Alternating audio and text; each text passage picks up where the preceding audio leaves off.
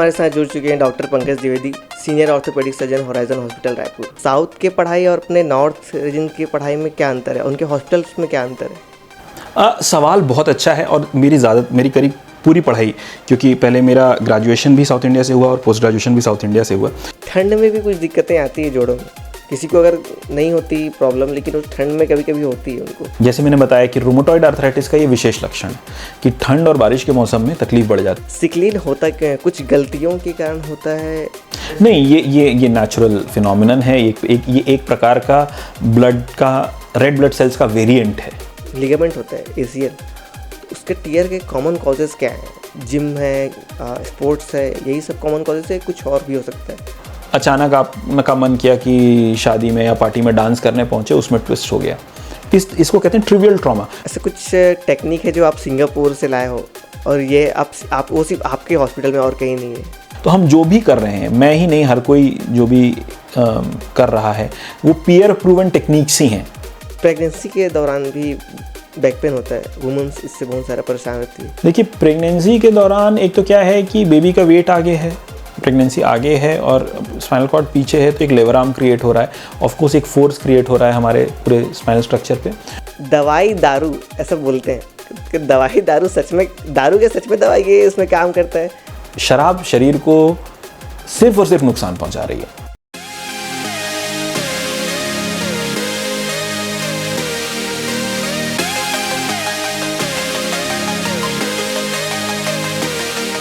इस भाग दौड़ भरी ज़िंदगी में हम अपना ध्यान रखना भूल रहे हैं।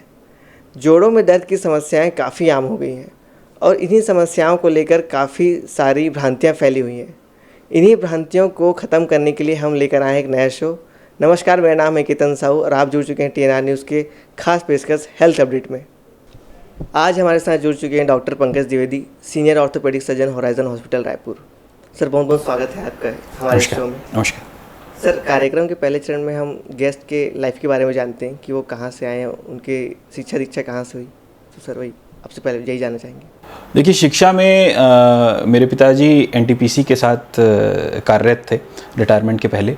तो हमारा क्लास 1 to 10 जो है जो प्रोजेक्ट था, शक्तिनगर करके प्रोजेक्ट था, वहाँ पे एक सेंट जोसेफ स्कूल हुआ करता है, था नहीं मतलब है भी। और क्लास LKG to 10th हमने वहाँ से किया। फिर पापा का ट्रांसफ़र विंध्यनगर करके प्रोजेक्ट है, वहाँ पे हुआ और वहाँ पे DPS हुआ करता था, दिल्ली पब्लिक स्कूल का एक फ्रेंचाइजी होता था। तो वहाँ से मैंने अपना 11th and 12th किया। उसके बाद मेरा selection Kasturba medical college Mangalore में, जो मणिपाल एकेडमी का कॉलेज है, वहाँ पे हुआ। MBBS मैंने वहाँ से की। वो करने के बाद मैंने अपना post graduation Apollo main hospital Chennai से किया। फिर जॉइंट रिप्लेसमेंट्स की फेलोशिप करने के लिए मैं सिंगापुर में कुछ वक्त रहा और वापस आकर के BL कपूर हॉस्पिटल दिल्ली में रहा। और फिर छत्तीसगढ़ में मेरा आना अपोलो BSR हॉस्पिटल भिलाई में हुआ और फिर अब यहाँ पे मैं होराइजन हॉस्पिटल में पिछले 6 वर्ष से कार्यरत हूँ। आपने ऑर्थोपेडिक स्पेशलिटी क्यों चुनी? ये बहुत ही सेटिस्फाइंग स्पेशलिटी है। देखिए, और कुछ हद तक मेरे नेचर के भी अनुरूप है, प्रो लाइफ। इसमें हम एक बीमार परेशान मरीज़ को बहुत ही ग्रेटिफाइंग रिजल्ट्स दे पाते हैं, चाहे वो फ्रैक्चर्स के रूप में हो, जब किसी की हड्डी टूट जाती है तो उसको प्लास्टर लगाने से लेकर के ऑपरेट करके वापस अपने हाथ पैर कार्यरत कर देना हो, और फिर चाहे वो आर्थराइटिस की सर्जरीज़ हों जहाँ पे मरीज़ बिल्कुल चल फिर नहीं पाता है और जॉइंट रिप्लेसमेंट करके हम उसको चलने फिरने जैसा बना देते हैं, या लिगामेंट की सर्जरीज़ हों जहाँ पे हम बैलेंसिंग करके उनको वापस खेल कूद में डाल पाते हैं। तो जो भी काम हम करते हैं उसके बड़े ही ग्रेटिफाइंग रिजल्ट्स बहुत जल्दी मिलते हैं। और यही एक चीज़ थी जो मुझे बहुत ज़्यादा आकर्षित करती थी इस ब्रांच की तरफ। अपने पढ़ाई साउथ से की है, तो साउथ के पढ़ाई और अपने नॉर्थ रीजन की पढ़ाई में क्या अंतर है, उनके हॉस्पिटल्स में क्या अंतर है? सवाल बहुत अच्छा है और मेरी करीब पूरी पढ़ाई, क्योंकि पहले मेरा ग्रेजुएशन भी साउथ इंडिया से हुआ और पोस्ट ग्रेजुएशन भी साउथ इंडिया से हुआ। तो जब आप वहाँ रहते हो तो आप नहीं समझ पाते, क्योंकि आप तो वहाँ पे हो, it's only when you get out. अब जब आप बाहर निकलते हो, औरों से मिलते हो, एक न्यूट्रल पर्सपेक्टिव में किसी और से फीडबैक लेते हो, तब आप ये सब बातें समझ पाते हो। मोटा मोटी अगर मैं कहूँ जो फ़र्क मुझे दिखा, कमेंट्स में लोग बहुत सारी बातें कहेंगे, but this is my perspective. ये मेरा पर्सनल पर्सपेक्टिव है और ये स्पैन करता है सन 1999 से लेकर के 2011 तक, है ना, जब मैं साउथ इंडिया में रहा पूरे वक्त। हो सकता है चीज़ें बदल गई हों, पर this is with this caveat, this is my perspective. मेरा ये मानना है, मैंने जो ये पाया कि साउथ इंडिया में बहुत ज़्यादा डेडिकेशन है अपने काम के प्रति। किसी को कुछ बताना नहीं पड़ता कि आपका ये काम है, आप ये करिए। स्वीपर से लेकर के सर्जन तक हर किसी को अपना काम पता है और वो अपना काम करके हट जाता है। मतलब आपको चिल्लम चिल्ली, तुमने ऐसा नहीं किया, ये नहीं किया, वो नहीं किया, ऐसा कुछ महसूस नहीं होगा। हर कोई अपने काम के प्रति डेडिकेटेड है। दूसरा, डिसिप्लिन बहुत ज़बरदस्त है। डिसिप्लिन इस तरह का कि हम अपोलो मेन हॉस्पिटल चेन्नई में 6 o'clock इंसिजन टाइम होता था, तो 6 o'clock के हिसाब से सबकी क्लॉक तय थी कि 5:20 पे कौन आएगा, 5:35 पे कौन आएगा, 5:45 पे कौन आएगा और 5:55 पे कौन आएगा। मिनट मिनट के हिसाब से सब कुछ तय हुआ करता था। तो डिसिप्लिन बहुत अच्छा है, डेडिकेशन बहुत अच्छा है और प्रॉबली एक लेवल ऑफ सिंसियरिटी और ऑनेस्टी भी ज़्यादा है। this might be controversial, but ये मैं अपने पर्सनल एक्सपीरियंस से कह रहा हूँ, प्योरली पर्सनल एक्सपीरियंस से। तो नॉर्थ में ये सब नहीं दिखते क्या? नहीं, मैंने इसीलिए कहा कि ऐसा कहना गलत होगा, क्योंकि भाई मैं खुद एक नॉर्थ इंडियन हूँ, नॉर्थ में बैठा हुआ हूँ, और ऐसा कहना गलत होगा। प्रोपोर्शन जो है, मात्रा, देखिए हर चीज़ मात्रा में होती है, तो ये मात्रा वहाँ ज़्यादा है। इन अच्छाइयों की मात्रा वहाँ पे ज़्यादा है। हॉस्पिटल्स अगर देखा जाए तो क्या वहाँ के ज़्यादा एडवांस्ड हैं हमारे रीजन के हिसाब से? ऐसा तो मैं नहीं कहूँगा, क्योंकि आज के दिन हर जगह पे जो टेक्नोलॉजिकल एडवांसमेंट है, अब वो चाहे एक 3 टेस्ला MRI हो, चाहे रोबोटिक सर्जरी हो, चाहे आपके HD स्कोप्स हों, आप यू नेम इट, मतलब आप जो भी चीज़ सोच सकते हो वो आजकल करीब करीब टायर 2 क्या हर टायर 3 सिटी में अवेलेबल है। नॉर्थ इंडिया में भी हर जगह, नॉट जस्ट नॉर्थ और साउथ का डिवाइड में बात नहीं कर रहा हूँ, हर जगह अवेलेबल है ये। तो टेक्नोलॉजिकली तो नहीं कहूँगा, लेकिन द ह्यूमन एलिमेंट जो मैंने आपसे अभी डिस्कस किया, डिसिप्लिन, सिंसियरिटी, डेडिकेशन, मुझे ऐसा फील होता है उसकी मात्रा वहाँ ज़्यादा है कंपैरेटिवली। तो प्रॉबली रिजल्ट्स में इसी वजह से शायद फ़र्क होगा। आपने फेलोशिप सिंगापुर से की है। फेलोशिप में ऐसा होता है कि कुछ सिखाते हैं वहाँ, तो पढ़ाई टाइप से हो गई। तो सिंगापुर जैसे कि विदेश है, तो इंडिया और सिंगापुर में कितना डिफरेंस है वहाँ के हॉस्पिटल्स में और वहाँ के पढ़ाई में? देखिए, एक बहुत सिंपल जवाब मैं मतलब दे सकता हूँ कि भाई वहाँ पे बहुत क्लीन इंफ्रास्ट्रक्चर है, बहुत ही स्टेट ऑफ द आर्ट है, लेकिन ये बोलने से पहले हमें ना चेरी पिकिंग, इसे कहते हैं अंग्रेज़ी में चेरी पिकिंग कहते हैं, कि आपने कुछ चीज़ें बता दी और बाकी चीज़ें छिपा ली। हमें ये समझना पड़ेगा कि एक सिंगापुर जो है वो एक सिटी नेशन है, एक शहर के बराबर एक देश है, बहुत ही एडवांस, बहुत ही रिच इकोनॉमी है और एक लिमिटेड पॉपुलेशन के साथ डील कर रही है। उनका जो हेल्थ इंफ्रास्ट्रक्चर है वो टोटली गवर्नमेंट सपोर्टेड है और गवर्नमेंट के पास पैसे की कमी नहीं है और लोग उतने अधिक नहीं हैं। तो that is why they are able to deliver really 5-star facilities. ऐसा उम्मीद हम अपने यहाँ नहीं कर सकते, क्योंकि हमारे पास लिमिटेड रिसोर्सेज में बहुत बड़ी पॉपुलेशन को हमको केटर करना है। तो ये it is like apples and oranges, मतलब हम दो चीज़ों को कंपेयर नहीं कर सकते। ऑफ कोर्स वो एक वर्ल्ड क्लास इंफ्रास्ट्रक्चर है जो एक वेल ऑयल्ड मशीन की तरह बहुत ही फैंटास्टिक तरीके से काम करता है। It is a great place, लेकिन हमको अपने सेटअप्स से उसको कंपेयर इसलिए नहीं करना चाहिए क्योंकि हम हर चीज़ के पीछे इकोनॉमिक्स होती है। हमारे पास हम जिस तरह की इकोनॉमी में हैं वहाँ पे हमारे पास हमेशा एक लिमिटेड रिसोर्सेज का प्रेशर रहता है। तो उस लिमिटेड रिसोर्सेज के प्रेशर में हम जो कर रहे हैं वो बेस्ट कर रहे हैं। अब हम आपके थोड़ा सर्जरी के बारे में बात करना चाहेंगे। अच्छा, एक डॉक्टर को सर्जरी के दौरान कौन सी दिक्कतों का सामना करना पड़ता है? ये टोटली सेटअप पे डिपेंड करता है। जैसे मैंने आपको बताया कि मैं जिन जगहों पे पहले रह चुका हूँ, चाहे वो चेन्नई में हो, चाहे दिल्ली में हो, चाहे सिंगापुर में हो, उन सेटअप्स में तो ऐसी कोई दिक्कत आती नहीं है। क्योंकि चाहे हमारा अपना यहाँ होराइजन हॉस्पिटल रायपुर का सेटअप हो, हमें इन सब सेटअप्स में कोई दिक्कत नहीं आती है। क्यों? क्योंकि ये बहुत ही advanced state of the art setups हैं जहाँ हर चीज़ को थिंक थ्रू किया गया है। लेकिन बिना नाम लिए मैं बताना चाहूँगा कि मैंने हर तरह के सेटअप्स में काम किया। मैंने बहुत छोटे से छोटे और बड़े से बड़े सेटअप्स में भी काम किया। मैंने छोटे सेटअप्स में भी काम किया है और अजीब अजीब सी परेशानियाँ आ सकती हैं। लाइट जा सकती है और आपके ओटी में बैकअप नहीं है, और पेशेंट एनेस्थीसिया से बाहर आ रहा है, आपको टॉर्च में सर्जरी करनी पड़ सकती है। आपने किया है पहले टॉर्च में सर्जरी? जी। जब आप फंसते हैं तो आप क्या करेंगे? सक्सेसफुल था वो? Of course. आप पूरी ओटी टेबल लग गई है। अब देखिए सर्जरी में कई सारे स्टेप्स होते हैं, तो उसमें कई सौ इंस्ट्रूमेंट्स अलग अलग प्रकार के लगते हैं, हर एक स्टेप के लिए अलग अलग होते हैं। क्रिटिकल स्टेप का कोई इंस्ट्रूमेंट किसी ने ऑटोक्लेव ही नहीं किया, वो रखा ही नहीं है, अब आपको जुगाड़ से करना पड़ रहा है। तो ये सब प्रॉब्लम्स आती हैं उस तरह के सेटअप्स में जहाँ पे वेल ट्रेन्ड मैन पावर नहीं है, सिस्टम ऑप्टिमाइज्ड नहीं है, तो तरह तरह की परेशानियाँ आ सकती हैं और आती हैं। हाँ, आप ऑपरेट कर रहे हैं, एसी फेल हो गया, half way through the surgery, अब आपने 20-20 किलो के लेड एप्रन पहने हुए हैं, 3 लेयर्स में गाउन पहने हुए हैं, पसीने में आपकी हालत ख़राब हो रही है, अभी 2 घंटा और ऑपरेशन करना है, भट्टी हो रखा है ऑपरेशन थिएटर। ये तो फिजिकल चीज़ें हो गई। मानसिक क्या दिक्कतें आती हैं? मानसिक प्रेशर मुझे लगता है वक्त के साथ कम होता जाता है। जब आप प्रैक्टिस शुरू करते हैं तो ऑफ कोर्स बहुत सारे रियल और हाइपोथेटिकल वरीज आपके मन में होती हैं, अगर ऐसा हो गया तो, अगर वैसा हो गया तो, but slowly as you get by आपके नंबर ऑफ केसेस बढ़ते जाते हैं, आपका एक्सपीरियंस बढ़ता जाता है, तो आई थिंक वो फैक्टर शायद प्रैक्टिस की शुरुआत में ही रहता है, क्योंकि आप बहुत सारे रियल और ख्याली चुनौतियों के साथ ओटी में जाते हो, but with time I think that becomes easier and better. आपकी कोई सबसे बड़ी सर्जरी रही हो जो आपको अभी भी याद हो, उसके बारे में कुछ बताना चाहेंगे आप?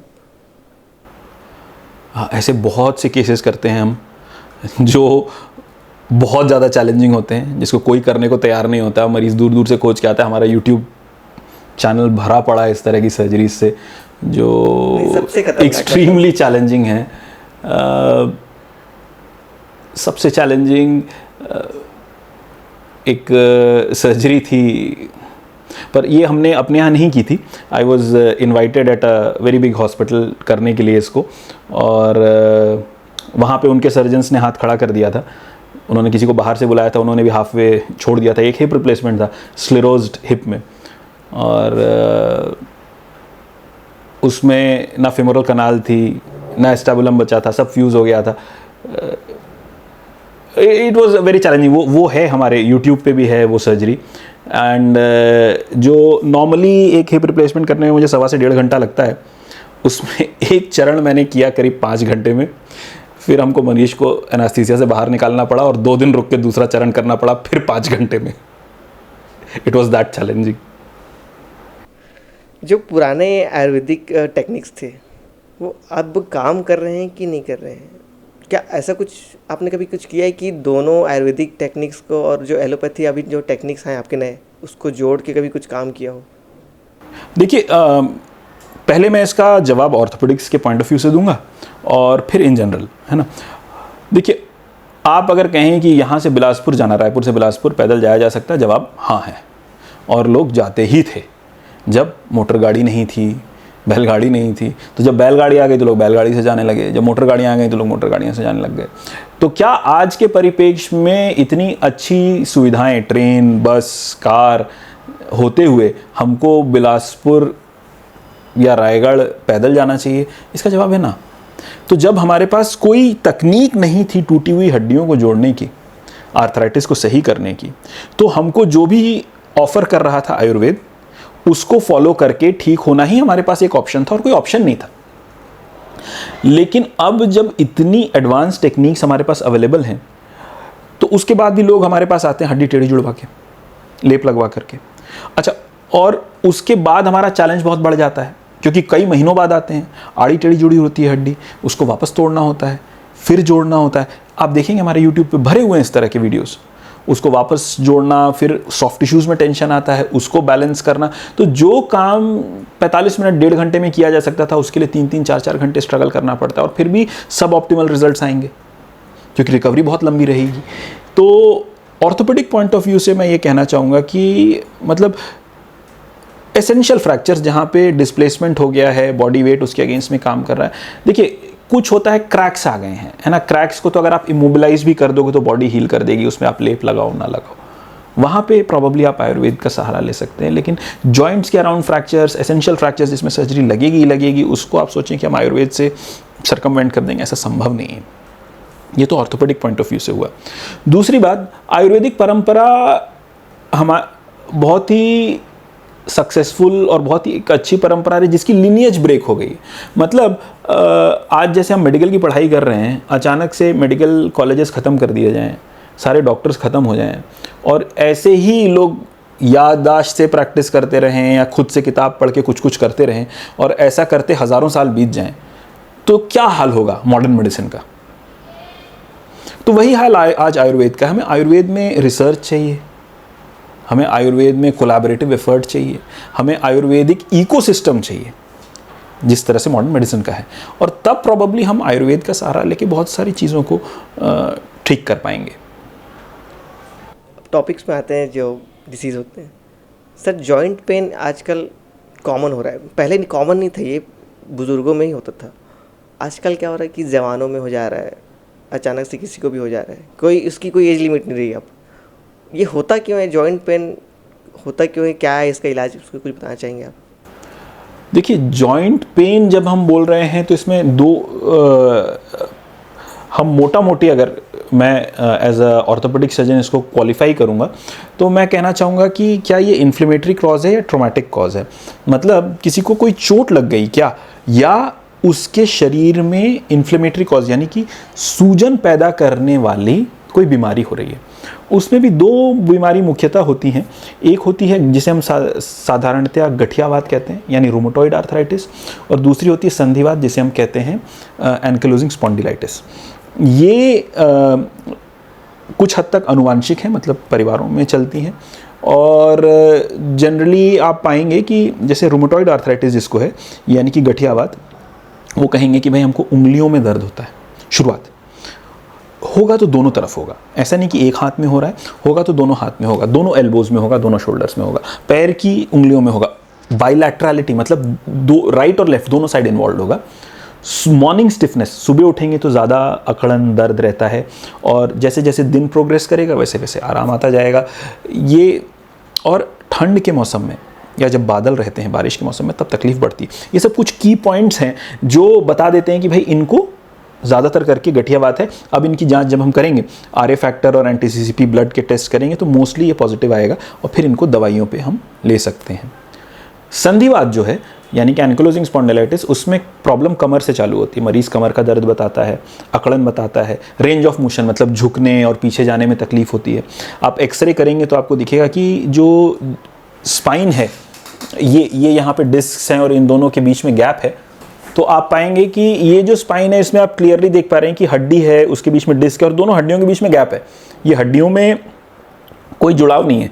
एंकिलोजिंग स्पॉन्डिलाइटिस जैसे जैसे प्रोग्रेस करेगा आपको लैटरल व्यूज, ये यहाँ पे हड्डी बनती दिखेगी, इधर भी हड्डी बनती दिखेगी, तो जो फ्लेक्सिबिलिटी है वो जाती रहेगी। और उसमें एक HLA-B27 करके एक जांच होती है, वो हम करते हैं, और एक स्कोरिंग सिस्टम है। उस स्कोरिंग सिस्टम में जब हम डाल करके देखते हैं मरीज़ को तो हमें पता चलता है कि इनको एंकिलोजिंग स्पॉन्डिलाइटिस है क्या। उसका भी इलाज दवाइयाँ और कसरत है।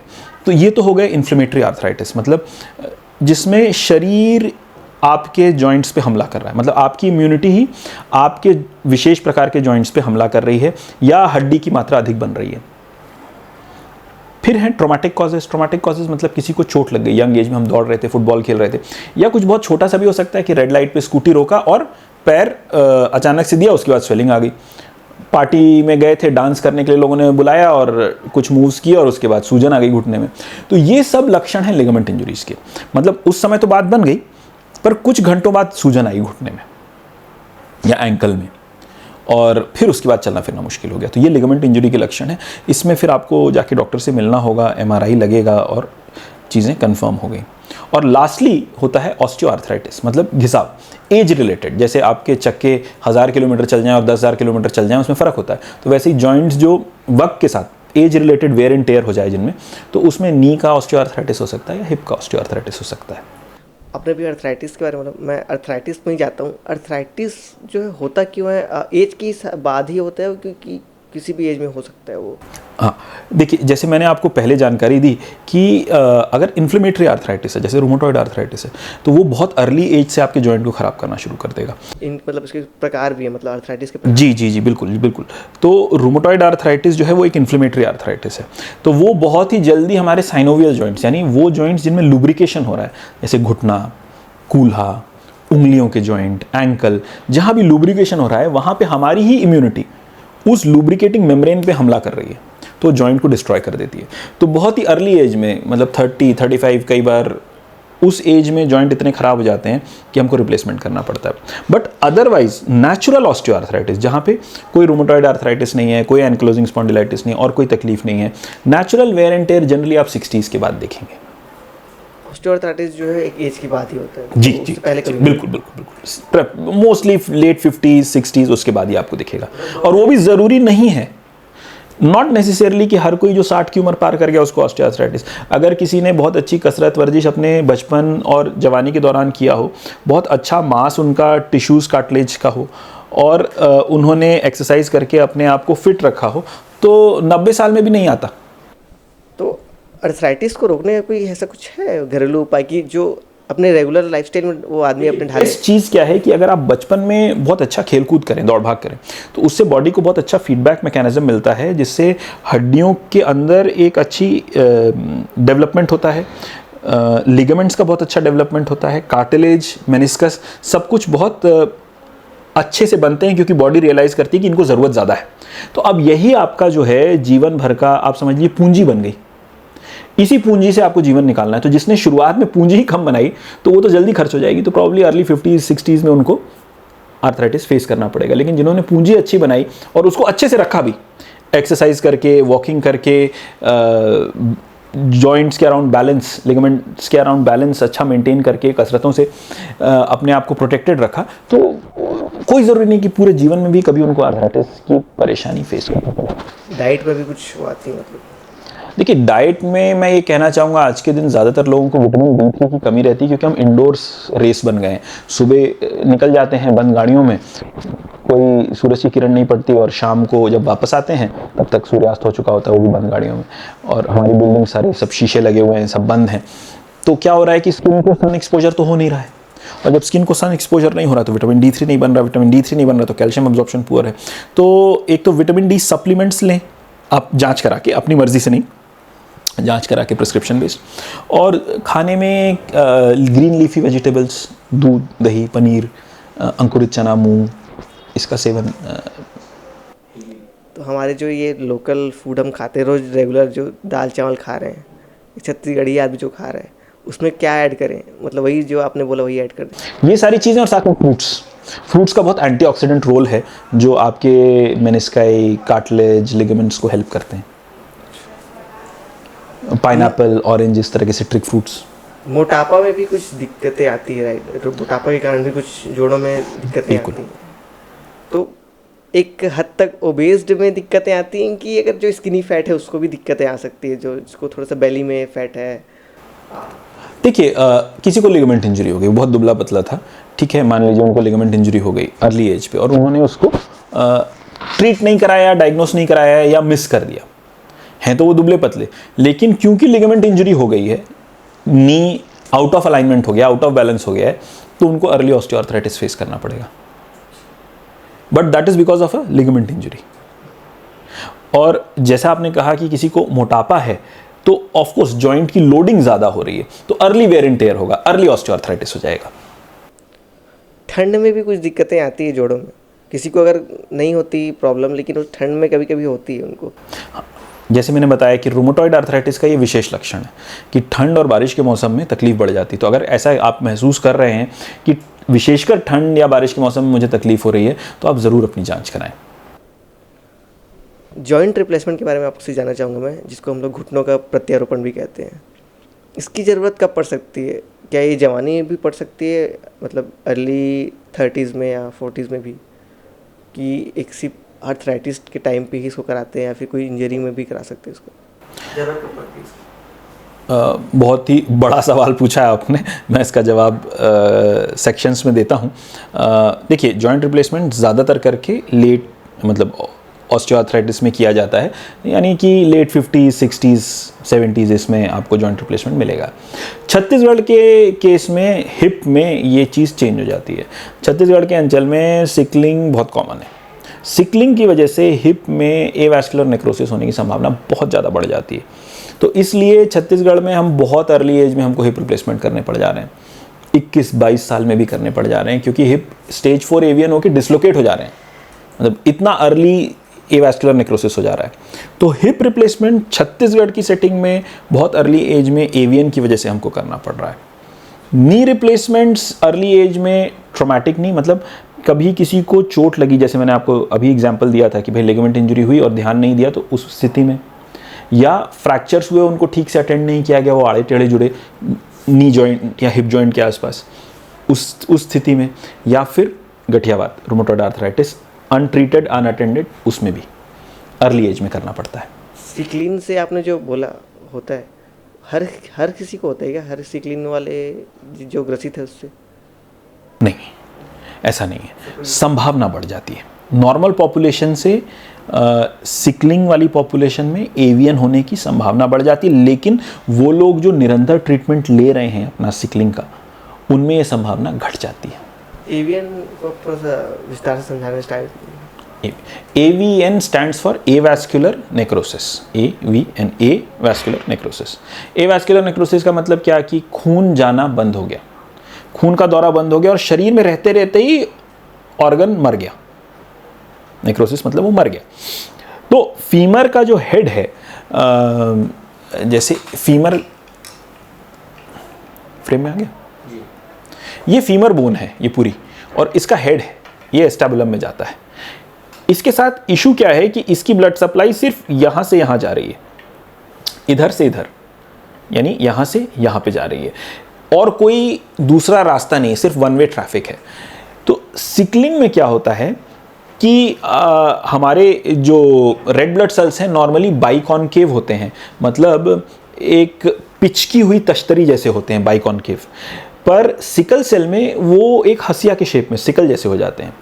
तो बाइकॉनकेव आरबीसी जो नॉर्मली लोगों में होता है, उसके साथ क्या एडवांटेज होता है कि जैसे वो तंग रास्तों में, यानी पतली, जैसे यहाँ पे फीमर के हेड के पास जो ब्लड सप्लाई है, वहाँ पे ब्लड सप्लाई आर्टीरियल नहीं, कैपिलरी, मतलब बाल जैसी पतली कोशिकाओं से, रक्त कोशिकाओं से वो जा रहा है। तो वहाँ पे कई बार जब फंसते हैं नॉर्मल ब्लड सेल्स, तो वो एक अपने आप पे ही फोल्ड हो जाते हैं नॉर्मल आरबीसी, और रास्ता बनाते हुए निकल जाते हैं। लेकिन सिकल सेल वाला जो रेड ब्लड सेल होता है वो फोल्ड नहीं कर सकता, वो ऐसे होता है, वो जाके फंस जाता है, वो जाम क्रिएट कर देता है, यानी पतली रोड पे जैसे लॉरी अटक जाए, तो अब पीछे पूरा जाम लग जाएगा। तो जब सिकल सेल क्राइसिस होती है, जिसमें सिकल सेल्स जो हैं क्लॉग होने लग जाते हैं ब्लड वेसल्स में, तो उसमें जब ऐसा फीमोरल नेक पे होता है, तो हेड की पूरी ब्लड सप्लाई, तो शरीर में रहते हुए ब्लड सप्लाई का हिस्सा होते हुए भी फीमोरल हेड की ब्लड सप्लाई कट ऑफ हो जाती है, और वो शरीर में रहते हुए मर जाता है। अब जब मर गया तो फिर धीरे धीरे करके घिस के ख़त्म हो जाएगा, और जब ख़त्म होगा तो इस प्रक्रिया में दर्द करेगा, पैर छोटा होगा, चलने में दिक्कत जाएगी, जाम लगने लगेगा, कमज़ोरी पतलापन उस लिम्ब का आएगा। तो फिर जब स्टेज 4 में या लेट स्टेज 3 में लोग ऑप्ट करते हैं, तो हम हिप रिप्लेसमेंट करके उनको इस तकलीफ़ से निजात दिला। सिकलिन होता क्यों है? कुछ गलतियों के कारण होता है?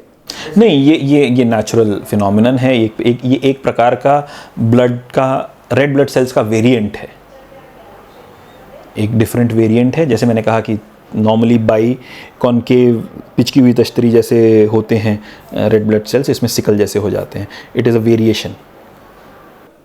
मैंने सुना था कि ये कुछ जेनेटिकली भी जाता है ये। जी, बिल्कुल लिमिटेड पॉपुलेशंस हैं छत्तीसगढ़ में जिनको सभी लोग जानते हैं।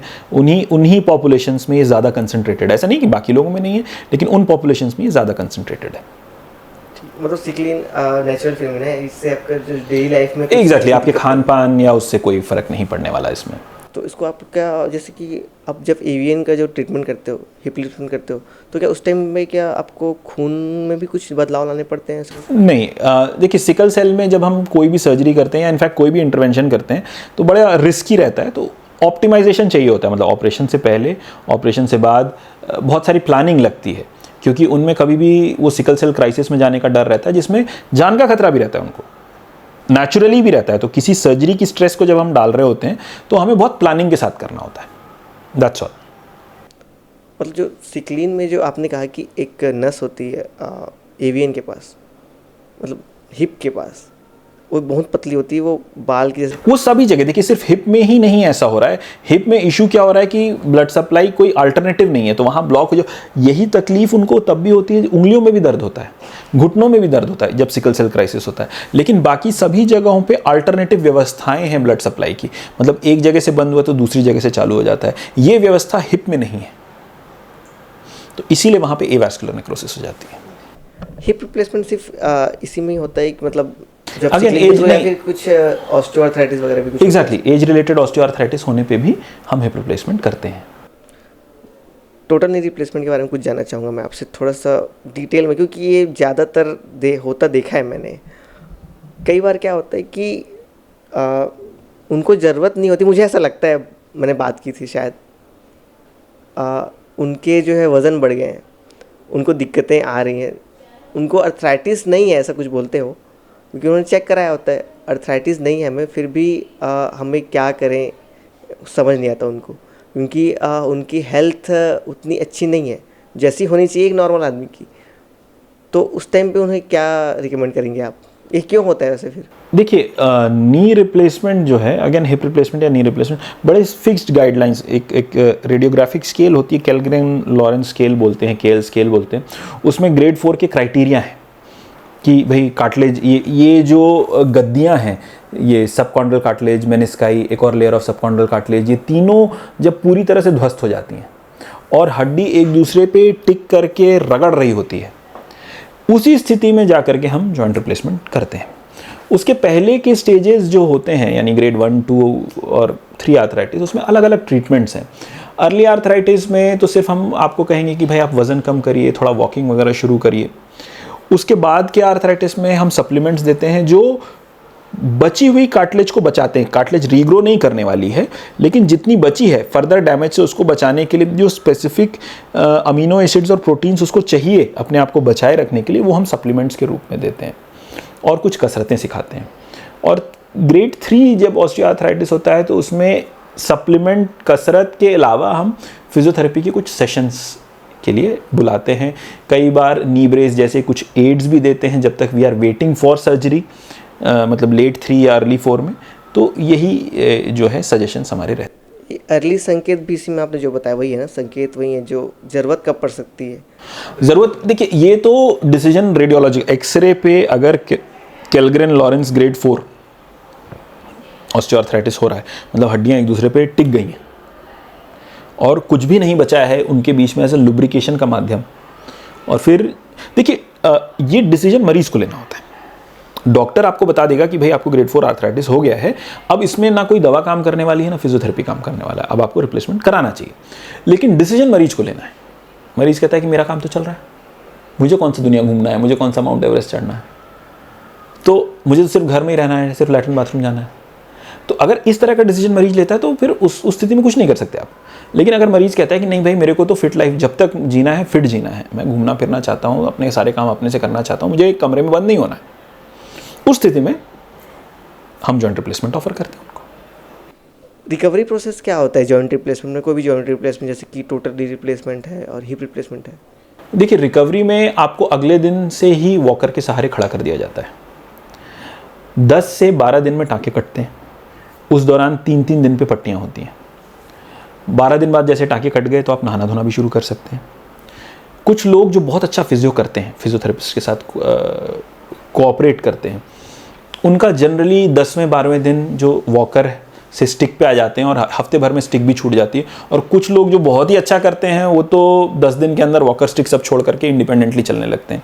लेकिन वर्स्ट केस सिनेरियो में भी महीने भर के अंदर आप इंडिपेंडेंट होकर के बिना किसी वॉकर, बिना किसी स्टिक के चलने फिरने लगेंगे। और 3 महीने में आप एब्सोल्युटली सीढ़ियाँ चढ़ना इंडिपेंडेंट, टोटली इंडिपेंडेंट, जैसे आप ऑपरेशन के पहले थे वैसे हो जाएंगे। स्पोर्ट्स वगैरह सब खेल सकते हैं? देखिए स्पोर्ट्स वाला सवाल जो है वो थोड़ा सा ट्रिकी है। वो ट्रिकी इसलिए है कि फिट तो आप हो गए, आप कर सकते हैं, लेकिन स्पोर्ट्स के दौरान जैसे अगर आप कहें कि मैं फुटबॉल खेलना चाहूँगा तो इट्स नॉट एडवाइजेबल। क्यों? क्योंकि अगर गिर के ये टूटा तो पेरीप्रोस्थेटिक फ्रैक्चर हो जाएगा, मतलब जहाँ पे प्रोस्थेसिस लगी उसके आसपास फ्रैक्चर हो जाएगा, तब बड़ी दिक्कत आती है। तो स्पोर्ट्स एज इन आप ब्रिस्क वॉकिंग करना चाहते हैं, जॉगिंग करना चाहते हैं, आप कर सकते हैं। आप टीटी या गोल्फ, इस तरह के लो डिमांड स्पोर्ट्स जहाँ पे वगैरह नहीं कर सकते, जहाँ पे आपको धक्का मुक्की होना और गिरने की संभावना बहुत कम है, वो करें तो बेहतर है। स्विमिंग, साइकिलिंग बिल्कुल कर सकते हैं। कुछ नहीं कर सकते आप? नहीं, जिम आप कर सकते हैं, बिल्कुल कर सकते हैं। मतलब अपर एक्सरसाइज कर सकते हैं, लोअर एक्सरसाइज नहीं कर सकते? नहीं, आप बिल्कुल कर सकते हैं। आप, मैं ये कह रहा हूं कि फॉल, गिरने की संभावना जहां कम हो। देखिए, गिरने को तो आप बिस्तर से उठ करके भी गिर सकते हैं। तो स्क्वाट्स में दिक्कत नहीं आएगी जब वो करेंगे तो? देखिए, इसका बहुत ही बेहतरीन एग्जाम्पल है एंडी मरे।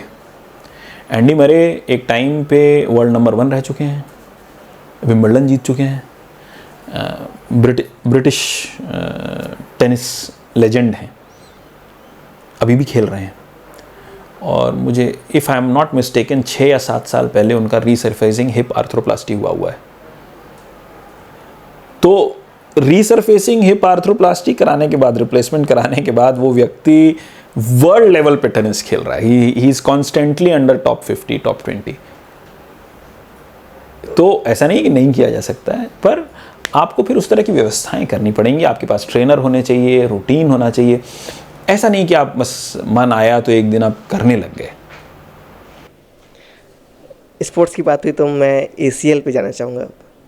क्या होता है ACL सर्जरी? मुझे मतलब समझ नहीं। जी, ACL, हाँ, ACL के बारे में हमने चर्चा की थी कि जैसे ये आप देख सकते हैं कि ये एक अप्रॉक्सीमेट मॉडल है नी का, जहाँ पे आप अंदर ये एक्चुअली देख पा रहे हैं कि एक इंटरनल स्टेबलाइजेशन है।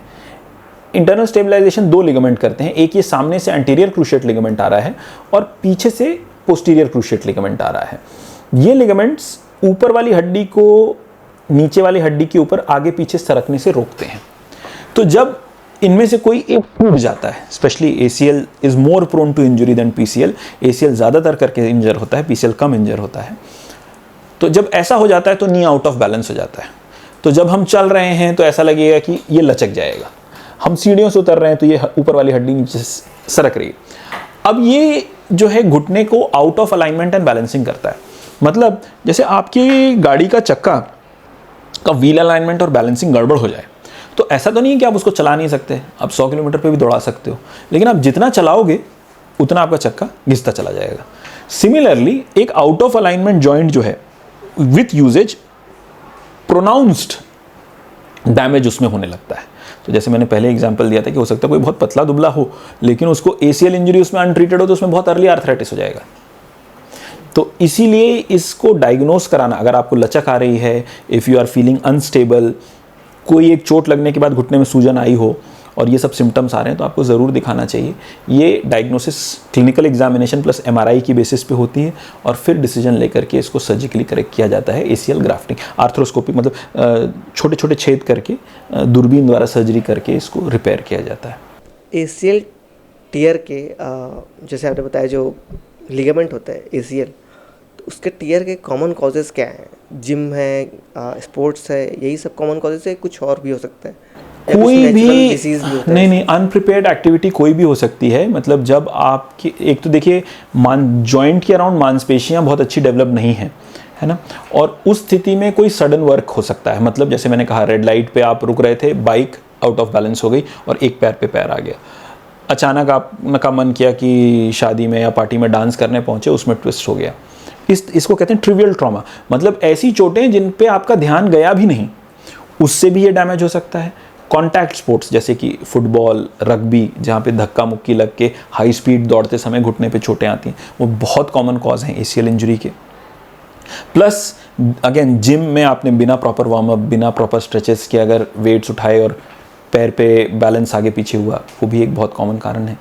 तो नॉट नेसेसरली कोई फ्रैक्चर जैसे हाई वेलोसिटी ट्रॉमा, ऐसी इंजरी होना जिसको आपको पता चले कि हाँ मेरा एक्सीडेंट हुआ ही था, ऐसा ही हुआ था, ऐसा कोई ज़रूरी नहीं है पता लगे, और उसमें भी लिगामेंट इंजरी हो सकती है। इसमें सर्जरी जरूरी है कि कुछ और देखिए, अगर अर्ली ग्रेड्स हैं मतलब ग्रेड 1 ग्रेड 2 टेयर्स हैं या पार्शियल टेयर्स हैं, तो उनको अटेंड किया जा सकता है। देखिए पार्शियल टेयर हैं उस व्यक्ति में जिसने जो कह रहा है कि भाई मेरा काम ही बहुत लो डिमांड है, मतलब मुझे ऑफिस जाना है, कुर्सी पर बैठ के अपना काम करना है, तो उनको हम कसरतें सिखा सकते हैं। लेकिन पार्शियल टेयर एक स्पोर्ट्स वाला व्यक्ति है जो कह रहा है कि भाई मेरे को हॉकी खेलना, मेरे को फुटबॉल खेलना, मुझे जूडो, तो उसमें हमको रिपेयर करना पड़ेगा। ये टोटली पेशेंट के डिमांड रिक्वायरमेंट्स पे डिपेंडेंट होता है। इसकी भी रिकवरी प्रोसेस कुछ लंबी होती है कि कुछ? देखिए इसमें अब दुनिया जहान के फुटबॉलर्स हैं जिनका, इंक्लूडिंग डेविड बेकहम, जिनकी ACL सर्जरी हुई है, तो ये सर्जरी करके लोग people get back to highest level of sporting activity. In fact इसको स्पोर्ट्स इंजरी सर्जरी कहते ही हैं। इसमें ऐसा कुछ होता नहीं ना कि आपको कुछ रिस्ट्रिक्शंस हो? देखिए ये sports injury and lifestyle surgery जो है, स्पोर्ट्स इंजरी सर्जरी ACL और PCL रिकंस्ट्रक्शन है, लाइफस्टाइल सर्जरी आपका नी रिप्लेसमेंट और हिप रिप्लेसमेंट है। ये किया ही इसलिए जा रहा है कि आपको restoring back to what you were, यानी एक स्पोर्ट्स पर्सन को वापस स्पोर्ट्स में, एक नॉर्मल व्यक्ति को वापस अपने फुल फ्लेजेड एक्टिविटी करने के लायक बना रहे हैं हम। तो रिस्ट्रिक्शंस आपके जीवन में जो थे उनको हमने घटा दिया सर्जरीज करके।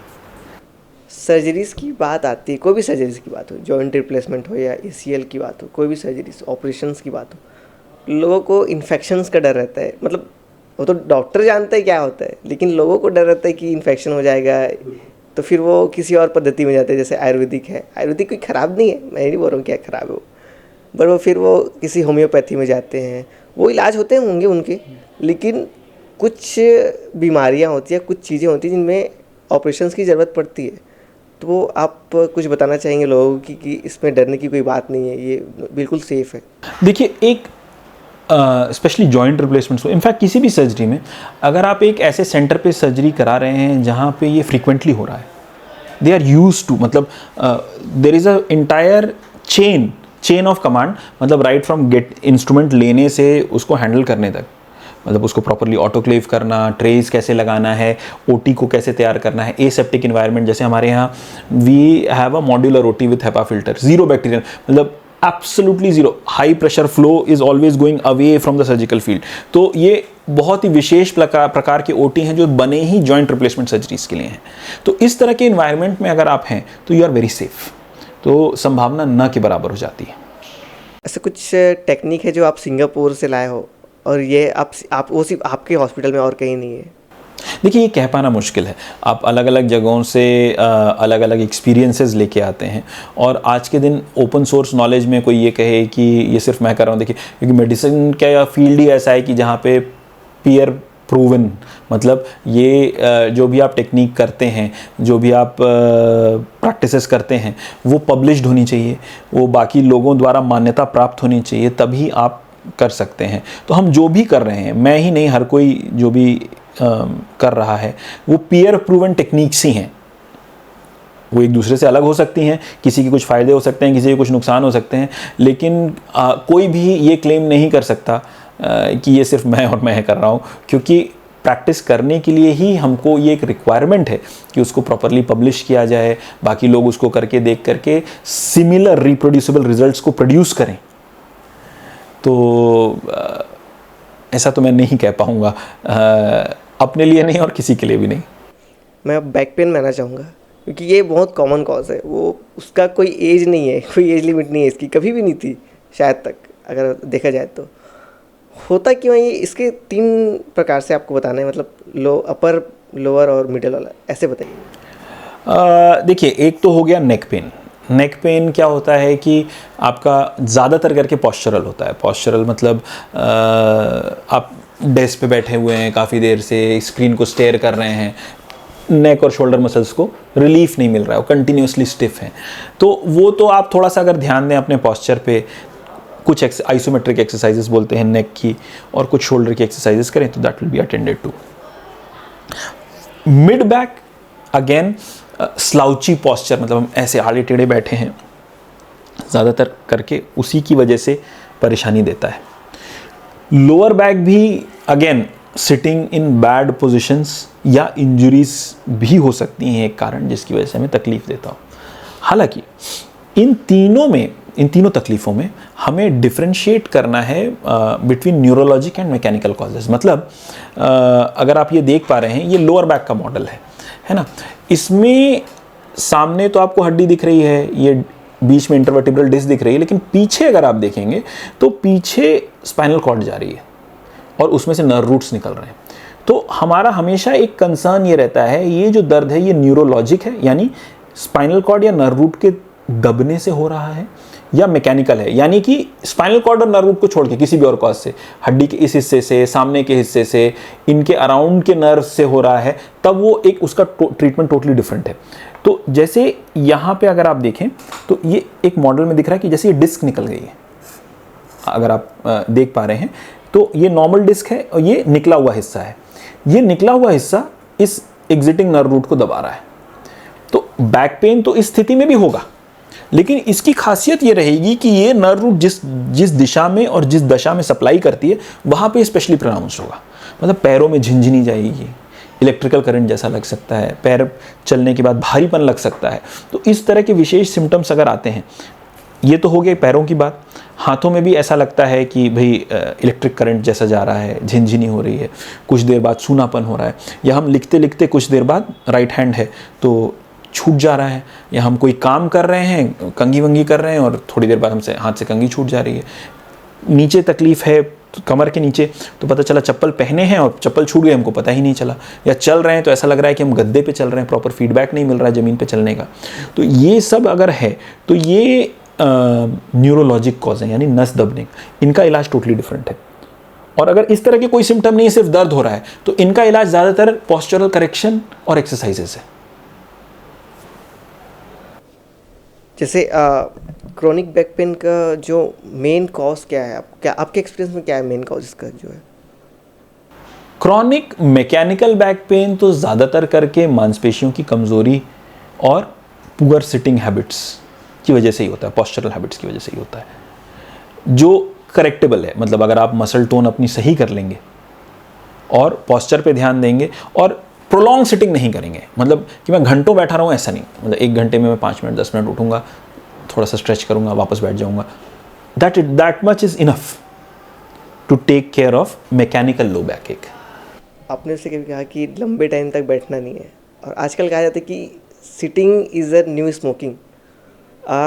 जो कॉर्पोरेट में काम कर रहे हैं, अपने ऑफिस में काम कर रहे हैं, उसको तो 9 घंटा ड्यूटी देना, उसको बैठना ही है। तो उसके लिए कुछ आप ऐसा स्ट्रेचिंग बता सकते हैं जो बीच में अपने वर्किंग आवर्स में कर सके? तो देखिए क्या है ना, ये सब fads, sitting is the new smoking और ये सब फैड्स हैं। मतलब किसी को कुछ बोलना था, आर्टिकल लिखना था, उन्होंने लिख दिया। और सबसे सिंपल मतलब जो कॉमन सेंस हमारे वैदिक विजडम का हिस्सा है, अति सर्वत्र वर्जते। किसी भी चीज़ की अति जो है वो आपको नुकसान पहुंचाएगी। तो आप सिर्फ खड़े रहेंगे तो उसके भी अपने प्रॉब्लम्स हैं, सिर्फ बैठे रहेंगे तो उसके भी अपने प्रॉब्लम्स हैं, सिर्फ लेटे रहेंगे तो उसके भी अपने प्रॉब्लम्स हैं। भाई लाइंग रिकम्बेंट को तो अपने दुनिया जहान के प्रॉब्लम्स हैं। जो आईसीयू में मरीज़ जो चुपचाप लेटा हुआ है, उसमें तो हमें निमोनिया से लेकर बेड सोर न जाने कितनी परेशानियां देखनी पड़ती हैं। तो पॉइंट ये है कि आप लगातार ना बैठे रहें। अगर मैंने जैसे अभी भी बताया आपको कि आप बैठे हैं, कुछ देर के लिए आप खड़े हो जाइए, स्ट्रेचेस कर लीजिए, side to side, front and back, सिर्फ मतलब कॉमन सेंस स्ट्रेचेस। मतलब ऐसा भी नहीं कि आपको फिजियो के पास जाकर के सीखने की जरूरत है। सामने झुक गए, पीठ को पीछे ले गए, साइड में चले गए, जो पीटी परेड में हम लोग को स्कूलों में कराया जाता था, उस लेवल का आप छोटा सा काम थोड़ी थोड़ी देर पे अगर कर लें, दैट्स इनफ। बैक पेन को मैनेज करने के लिए फिजिकल थेरेपी का कितना रोल होता है? मतलब इससे और पेशेंट्स अपने रिकवरी को कैसे बढ़ा सकते हैं? फिजिकल थेरेपी का बहुत बड़ा रोल है बैक पेन में। इनफैक्ट स्पाइन से रिलेटेड जितने भी, चाहे अपर बैक हो, चाहे मिड बैक हो, चाहे लोअर बैक हो, अगर वो न्यूरोलॉजिक नहीं है, नर्व कंप्रेशन की वजह से नहीं। देखिए नर्व कंप्रेशन वाले पेन के लिए तो या तो दवाइयाँ हैं या सर्जरी है, उसमें कोई ऑप्शन नहीं है। नर्व कंप्रेशन अगर आपका अबेट हो जाता है, यानी ये डिस्क अगर श्रिंक हो जाती है, छोटी हो जाती है और आपकी नसें इसको टॉलरेट करने लगती हैं दवाइयों की वजह से, तब तो बात बन जाएगी। नहीं तो इसको डिस्क को निकालने के लिए ऑपरेशन करना पड़ेगा। ये मैकेनिकल प्रॉब्लम है, न्यूरोलॉजिक प्रॉब्लम जो है। मैकेनिकल इसलिए कह रहा हूँ कि ये एक्चुअली न्यूरोलॉजिक प्रॉब्लम है, लेकिन इसमें मैकेनिकल कॉम्पोनेंट ये है कि कोई एक चीज़ निकल के किसी दूसरी को दबा रही है। तो जब तक आप वो दबाव नहीं हटाओगे तब तक आपको आराम नहीं आने वाला। कई बार दवाइयों से आराम आता है, उसका कारण ये होता है कि नस, हम कुछ दवाइयां देते हैं जिससे नस इसको टॉलरेट करने लग जाती है, प्लस ये डिस्क श्रिंक कर जाती है, तो जगह भी थोड़ी सी बन गई और थोड़ा सा नस में टॉलरेंस आ गया, तो हम दवाइयों से मैनेज कर लेते हैं। लेकिन इसके अलावा जितना भी, और ज़्यादातर करके हमारी प्रैक्टिस में न्यूरोलॉजिक बैक पेन वाले पेशेंट्स कम होते हैं। जिनको सर्जरी चाहिए या दवाइयाँ लगेंगी। ज़्यादातर पेशेंट्स जो होते हैं वो मैकेनिकल बैकएक वाले होते हैं, और मैकेनिकल बैकएक में फिजियोथेरेपी देखिए जैसे एक्यूट फेज़ में, मतलब बहुत तकलीफ है, हम बैठ ही नहीं पा रहे हैं या लेट जा रहे हैं तो उठ ही नहीं पा रहे हैं, इस स्थिति में आपको फिजियोथेरेपी की विशेष मोडालिटीज़ होती हैं। अगर छोटा एरिया है तो अल्ट्रासोनिक मसाज है, बड़ा एरिया है तो टेंस बोलते हैं, ट्रांसक्यूटेनियस इलेक्ट्रिकल नर्व स्टिमुलेशन, इस तरह की बहुत सी मशीनें आती हैं जो स्पेसिफिकली उस कंडीशन को एड्रेस करती हैं और बहुत फ़ायदा देती हैं। और फिर आगे जाकर के उन मशीनों से हट करके आपको कसरतें सिखाई जाएंगी ग्रेडेड मैनर में, और उन कसरतों को जब आप लंबे वक्त तक करते हैं तो टोटल आपको आराम मिल जाता है इस तकलीफ से। फिटनेस लेवल में भी कुछ फ़र्क पड़ता है क्या? जैसे कि आपकी फिटनेस ख़राब है तो बैक पेन भी उससे होता है, वेट संभावना बढ़ जाती है। हाँ बिल्कुल, वेट ज़्यादा है आपका तो संभावना बढ़ जाती है। सर पेन का बात हो रहा है तो कोई भी कहीं पर भी पेन होता है आदमी को, तो वो नॉर्मली जाके दवाई ले लेता है, वो किसी डॉक्टर के पास नहीं जाता। उस टाइम पे उसको पता भी नहीं होता कि ये अर्थराइटिस का अर्ली साइंस है कि बैक पेन, ये सीरियस बैक पेन का या किसी भी चीज़ का। वो जाके निमोस्लाइड, पैरासीटामोल है, कुछ भी ले लेगा। तो ये ऐसा ना करें कि करें, इसमें लोगों को आप कुछ बताना चाहेंगे? देखिए ये तो एडवाइजेबल नहीं है, क्योंकि क्या है ना, पेन तो बॉडी का एक अलार्म है, बॉडी कह रही है कि यहाँ पे तकलीफ है, तो आप अलार्म को बंद कर रहे हैं अपने, इंस्टेड कारण खोजने की। बॉडी ने कहा ही क्यों कि आपको दर्द क्या हो रहा है, बॉडी तो अलार्म बजा रही है दर्द के रूप में कि भाई इस अंग को, इस जॉइंट को आप ध्यान दो, इट नीड्स अटेंशन, और आपने वो अलार्म स्विच ऑफ कर दिया है पेन रिलीफ दे करके। तो अगर आप डॉक्टर के पास जाते हैं तो वो उस अलार्म का सही कारण खोजेंगे, उस कारण को भी एड्रेस करेंगे और दर्द से भी राहत देंगे। तो that is the right way to do it. गलत दवाई खाने से कोई दिक्कतें भी आ सकती हैं आगे आपको? तो जॉइंट्स पेन में क्या अर्थराइटिस वगैरह भी इसके कारण हो सकता है अगर आप गलत दवाई खा रहे हैं तो? नहीं, ऐसा अगर तो आप मैं नहीं सही कहूँगा। दवाई भी खा रहे हैं, दर्द की पेन किलर है, कितना नुकसान हो सकता है अगर आप बिना? देखिए इनडिस्क्रिमिनेट आप पेन किलर कुछ भी खा रहे हैं। देखिए पेन किलर्स में भी there are categories, there are relatively safer pain killers and then there are pain killers जिससे लिवर और किडनी पे असर पड़ता है, स्पेशली किडनी पे। तो अगर आप इनडिस्क्रिमिनेटली कुछ भी खा रहे हैं तो हो सकता है आगे जाकर के आपको ये तकलीफ़ें आएँ किडनी से संबंधित। प्रेगनेंसी के दौरान भी बैक पेन होता है, वुमेंस इससे बहुत सारा परेशान रहती है। कुछ लोग को नहीं होता लेकिन बहुत लोगों को ऐसा होता है। ऐसा क्यों है, बैक पेन क्यों होता है? देखिए प्रेगनेंसी के दौरान एक तो क्या है कि बेबी का वेट आगे है, प्रेगनेंसी आगे है और स्पाइनल कॉर्ड पीछे है, तो एक लेवर आर्म क्रिएट हो रहा है, ऑफ कोर्स एक फोर्स क्रिएट हो रहा है हमारे पूरे स्पाइनल स्ट्रक्चर पे। और उस दौरान जो विमेन की बॉडी में जो हार्मोनल कॉम्पोजिशन है वो सभी जॉइंट्स को और लिगामेंट्स को लचीला बना रहा है। वो लचीला इसलिए बना रहा है ताकि वक्त आने पे डिलीवरी नॉर्मली हो सके। तो वो भी एक कारण होता है इन दोनों कारणों की वजह से ये दर्द महसूस हो सकता है। क्या करके हम इसे अवॉइड, देखिए मैं ये बहुत अच्छा सवाल है ये, क्योंकि क्या है प्रेगनेंसी के दौरान हम कोई दवाई दे नहीं पाते हैं और हमारे ओपीडी में ये बहुत कॉमनली लेडीज़ आती हैं प्रेगनेंसी के दौरान बैक पेन पे, और हम उनको सिर्फ यही कह पाते हैं कि भाई आप ये ऑइंटमेंट लगाइए और बर्फ़ की सिकाई हीटिंग पैड की सिकाई करिए, that's all. Hot water bag या हीटिंग पैड से आप सिकाई करिए। क्यों? क्योंकि प्रेगनेंसी के दौरान बेबी डेवलप हो रहा होता है तो हम कोई चांस नहीं लेना चाहते, हम दवाइयाँ देना नहीं चाहते हैं। तो बेस्ट इज़ कि बिफोर प्रेगनेंसी आप थोड़ा सा एक्सरसाइजेस करके, कोर स्ट्रेंथनिंग एक्सरसाइजेस होती हैं, एटलीस्ट कोर स्ट्रेंथनिंग एक्सरसाइजेस 3 से 6 महीने अगर आपने किए हुए हैं तो ये प्रॉब्लम आप फेस नहीं करेंगे। कोई स्पेसिफिक ऐसा एक्सरसाइज आप बताना चाहेंगे वुमेंस को कि ये आप करें? प्रेगनेंसी पहले before pregnancy core strengthening exercises, इनको बोलते हैं core strengthening exercises. Flexion and extension of spine वो मोबाइल रखता है, और उसके बाद मतलब अचानक से कोर स्ट्रेंथनिंग नहीं होती है, पहले फ्लेक्शन एक्सरसाइजेस सीखते हैं, पहले स्ट्रेचेस सीखते हैं, फिर फ्लेक्शन एक्सरसाइजेस सीखते हैं, फिर एक्सटेंशन एक्सरसाइजेस सीखते हैं और लास्ट में कोर स्ट्रेंथनिंग एक्सरसाइज। ये ग्रेडेड मैनर में सिखाया जाता है, और फिर अगर आप ये सब करते हैं at least 3 to 4 months prior to pregnancy तो ये प्रॉब्लम आप नहीं फेस करेंगे। और उन्होंने नहीं किया तो क्या बिटवीन प्रेगनेंसी कुछ है आपके पास आइडिया? स्ट्रेचेस कर सकते हैं आप, हम स्ट्रेचेस सिखाते हैं, बाकी उस दौरान फ्लेक्शन या एक्सटेंशन एक्सरसाइजेस करना कोर्स नॉट एडवाइजेबल। इसमें ऐसा कुछ नहीं है ना जो कि मेडिकेशन से या सर्जरी करनी पड़े, ऐसा कुछ नहीं है? ऐसा कुछ नहीं है, ऐसा कुछ नहीं है, ऐसी कोई बड़ी बात नहीं, लेकिन हाँ उस दौरान तकलीफ तो रहती है। लोअर बैक पेन में अब मैं साइटिका में आऊँगा, क्योंकि साइटिका की प्रॉब्लम बहुत लोगों को होती है, खासकर कि जो हमारे किसान भाई बहन होते हैं, जो भी है, जो मजदूरी कर रहे हैं, क्योंकि वो झुकते बहुत हैं, उनको कुछ खेत में काम करना है या कहीं पर भी, तो दिक्कतें बहुत आती है। उनको पता नहीं होता कि ये साइटिका है करके, उनको लगता है कि हमारा तो ये बैक पेन है या तो फिर पीछे का लेग्स का पेन है। कैसे समझ आया कि ये साइटिका है? और देखिए, बहुत अच्छा सवाल किया आपने। अभी हमने जैसे डिस्कस किया था कि sciatica is the neurologic back pain. जैसे हमने कहा ना, मैकेनिकल बैक पेन में कसरतों से आपको राहत आ जाएगा, फिजियोथेरेपी से। और अगर नस दबी है, जैसे इस मॉडल में हमने दिखाया, ये लाल वाला हिस्सा डिस्क निकल करके इस नस को दबा रहा है, तो it is neurologic back pain.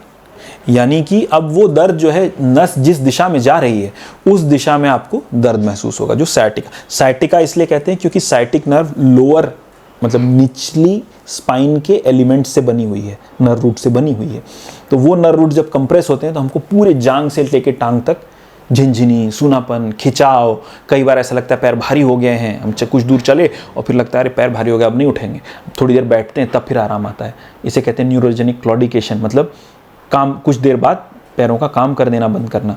और जैसे अपन पालथी मार के काफ़ी देर बाद उठते हैं तो झिनझिनी होती है, वैसा झिनझिनी पैर में भर जाना। तो ये सब अगर सिम्टम हो रहे हैं, इलेक्ट्रिक करंट जैसा लगना, झिनझिनी होना, सूनापन होना, चप्पल पहने हुए निकल गया पता नहीं चला, ज़मीन पे चल रहे हैं ऐसा लग रहा है कि हम गद्दे पे चल रहे हैं, प्रॉपर फीडबैक नहीं मिल रहा है, तो ये सब अगर सिम्टम्स हो रहे हैं तो ये साइटिका के सिम्टम्स हैं, जो साइटिका कॉमन भाषा में बोलते हैं।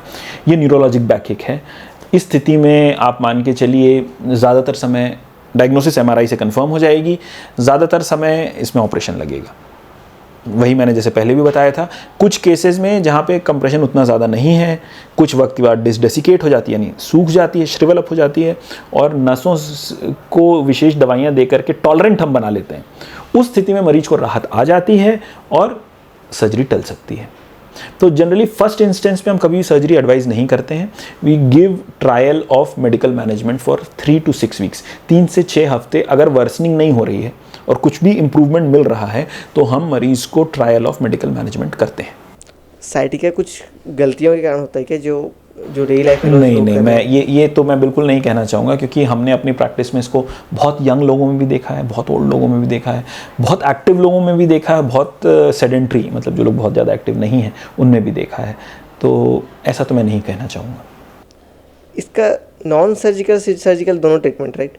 अब ट्रीटमेंट में मैं आता हूँ कि आप इसके कुछ स्टेजेस होते हैं, इसके हिसाब से आप वो करते हैं रेकमेंड? देखिए, स्टेजेस से ज़्यादा there are red flag markers. मतलब जब तक झिनझिनी, सुनपना ये सब हो रहा है तब तक तो आप ट्रायल ऑफ मेडिकल मैनेजमेंट कर सकते हो।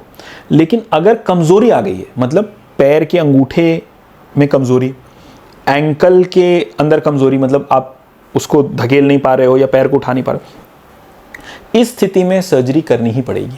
और जितना जल्दी करेंगे उतनी जल्दी रिकवरी आएगी, और जितना लेट करेंगे, कुछ लोगों को ये भी कंप्लेन होती है कि लैट्रिन बाथरूम के रास्ते पे कंट्रोल चला गया, तो उस स्थिति में तो तुरंत ऑपरेट करना पड़ेगा। तुरंत मतलब तुरंत 4 घंटे के अंदर करना पड़ेगा, वरना वो कंट्रोल भी वापस नहीं आएगा और पैरालिसिस हो जाएगी कमर के नीचे जो अफेक्टेड साइड है। तो उस स्थिति में तो तुरंत ही ऑपरेट करना पड़ता है। लेकिन अगर मोटर वीकनेस यानी कि मांसपेशियों में कमज़ोरी आ रही है, वो पैर पतला पड़ रहा है, वो अपने आप को चलाने में सक्षमता कम हो रही है उस हिस्से की, तब ऑपरेशन ही करना पड़ेगा, फिर दवाइयों का कोई रोल नहीं रह जाता। साइटिका के लिए ऐसा कुछ पोस्चर बता सकते हैं क्या जो उनको जिस टाइम पे इंस्टेंट रिलीफ के लिए? हाँ, इंस्टेंट रिलीफ के लिए जब आप लेटते हैं तो मैं कहूँगा कि आप इसमें डिजिटल फ़ोटो भी डाल देंगे ताकि लोगों को बेहतर समझ में आए। ये घुटना और कूल्हा मुड़ जाए, तो घुटने के नीचे अगर आप तकिए रख देंगे तो ऑटोमेटिकली क्या होता है, आपका घुटना भी मुड़ता है, कूल्हा भी मुड़ जाता है। तो ऐसा करने से आराम इसलिए आता है क्योंकि जो दबी हुई नर्व है उसको रिलैक्सेशन मिल जाता है। मतलब फ्लेक्शन में जब हमारे कूल्हे और घुटने मुड़े होते हैं तो सैटिक नर्व पूरी तरह से स्ट्रेच नहीं रहती है, उसमें सिलवट की जगह होती है, तो वो जगह दबाव में अकोमोडेट हो जाती है। तो लेटते समय अगर आप घुटने के नीचे तकिए डाल देंगे और घुटना और कूल्हा आपका मुड़ जाएगा तो आपको आराम लग जाएगा। इससे लोग मतलब जो साइटिका है वो कम हो जाएगा उसकी, जो मैं पेन की बात नहीं कर रहा हूँ लेकिन सिम्टम नहीं, इससे तो सिम्टम कम होगा, बीमारी नहीं। बीमारी देखिए, क्योंकि ये न्यूरोलॉजिक प्रॉब्लम हो क्यों रही है एग्जैक्टली, जैसे इस मॉडल पे डिस्क निकली हुई है, नस को दबा रही है, तो जब तक या तो ये डिस्क श्रिंक कर जाए और उसमें भी 6 हफ्ते से 6 महीने लगते हैं, और कोई गारंटी नहीं कि ये हो, नहीं तो फिर इसको सर्जिकली निकाला जाए, और कोई ऑप्शन नहीं है। बहुत सारे मिथ्स है साइटिका के बारे में, मैंने आपसे पहले भी बात कर चुके हैं इस चीज़ के बारे में। साइटिका के एकमात्र मैंने मिथ देखा है कि वो तो चलो ठीक है कि दवाई खा रहे हो उस टाइम पे, आपको अगर डॉक्टर ने मना किया है कि खट्टा ना खाओ, ये सब ना खाओ, वो तो अलग बात है। कई बार कहा जाता है कि रेगुलर आप नींबू पानी पियो तो उससे आपको साइटिका की दिक्कत आ सकती है। मैं लेकिन अब एक्सपीरियंस से बता रहा हूँ कि मैं जब मेडिकल में बैठा था अपने पापा के साथ, तो उस टाइम पे वहाँ पे लोग आते थे साइटिका के, मतलब 10 में से मैंने पूछा कि आप नींबू पानी पीते थे क्या रेगुलर करके, तो वो बोलते थे हाँ। 10 में से 7 लोग बोलते ही थे कि हाँ हम रेगुलर नींबू पानी पीते हैं। तो क्या नींबू पानी के कारण सच में दिक्कतें हों? नहीं, नींबू पानी तो ऐसे भी अच्छा है, विटामिन सी आपके शरीर में जा रहा है। मुझे लगता है टमाटर और नींबू पानी को लेकर के लोगों के मन में बहुत सी भ्रांतियां हैं, क्योंकि पोस्ट सर्जरी भी लोग हमसे पूछते हैं कि टमाटर खा सकते हैं क्या, खट्टा खा सकते हैं क्या। तो लोगों के मन में ऐसी शायद भावना है कि टमाटर खाने से या खट्टा खाने से हमारा घाव नहीं भरेगा, लेकिन इसके विपरीत बात सत्य है, क्योंकि एक्चुअली विटामिन सी जो है हमारे जो कोलाजन फाइबर्स हैं उसके लिए भी एक इम्पॉर्टेंट कंपोनेंट है जो हीलिंग में हेल्प करते हैं। तो खट्टे से हमें ऐसा कोई नुकसान नहीं पहुंचता है, बल्कि वो हमारे शरीर की एक ज़रूरत है। बट पूरी दुनिया ऐसा अभी भी ऐसे कर होता ही है कि मतलब आपको लग गया है। मानने के पीछे अगर कोई दंत कथाएं या किंवदंतियां हो तो अलग बात है। हमारे मतलब एलोपैथिक मेडिसिन में इसका कोई प्रूफ नहीं है। आयुर्वेद में या आयुर्वेदिक न्यूट्रिशन के पॉइंट ऑफ व्यू से अगर ऐसा कुछ हो तो आई एम नॉट अवेयर, लेकिन एलोपैथिक मेडिसिन और एलोपैथिक न्यूट्रिशन के हिसाब से इसमें कोई तथ्य नहीं है इस बात में। कुछ लोग ऐसा कहना था कि एलोपैथी मॉडर्न साइंस है। मॉडर्न साइंस तो पीछे ही ऐसे बोलते हैं क्योंकि वो एक बढ़ती हुई साइंस है। आयुर्वेद जो है वो आगे पहले ही बढ़ चुकी है, क्योंकि पहले मॉडर्न साइंस में बोलते थे कि फ़ैट खाने से आप मोटे हो जाएंगे, अब लेकिन बोलते हैं कि फ़ैट खाने से आप मोटे नहीं होंगे, क्योंकि उन्होंने डिवाइड कर दिया गुड फैट बैड फैट इसमें। अब ऐसी बात होती है कि अब ज़्यादा कैलोरीज खाएंगे तो मोटे होंगे। तो क्या ऐसी कुछ बातें हैं क्या जो अभी भी सच में मॉडर्न साइंस अभी आगे बढ़ रही है? अभी पूरी देखिए, न्यूट्रिशन की दुनिया में फैट्स बहुत ज़्यादा हैं। I am not a nutritionist, मैं एक ऑर्थोपेडिक सर्जन हूँ, लेकिन हाँ, न्यूट्रिशनल फैट्स के पीछे हमको नहीं पड़ना चाहिए। उसमें मैं कहूँगा कि भाई आपके घर में जो आपकी मम्मी, नानी, दादी जो खिला रही हैं वो जनरेशनली हम लोग खाते आ रहे हैं और उसमें आपको कोई तकलीफ नहीं होगी।